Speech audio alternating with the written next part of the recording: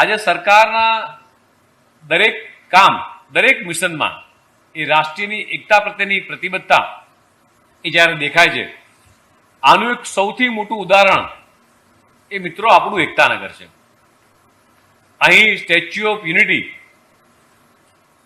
એ માત્ર એક સ્ટેચ્યુ નહીં, એની નામમાં માત્ર એકતા છે એવું નહીં, પણ એના નિર્માણમાં પણ એ એકતા એ આપણને સૌને એની ઝાંખી દેખાય છે.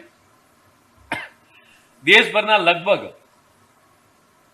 1,80,000 ગામમાંથી ખેડૂત પોતાના વપરાયેલા ઓજારો લોખંડનું દાન કર્યું.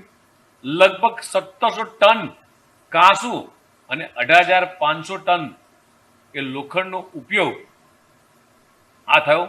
દેશના ખૂણે ખૂણેથી અહીં દરેક ગામમાંથી એક મુઠ્ઠીભર માટી લાવવામાં આવી અને તેનું નિર્માણ એક એકતાની અનુભૂતિ કરાવે. જે સરદાર સાહેબનો વિચાર હતો એ એકતાની અનુભૂતિ કરાવે.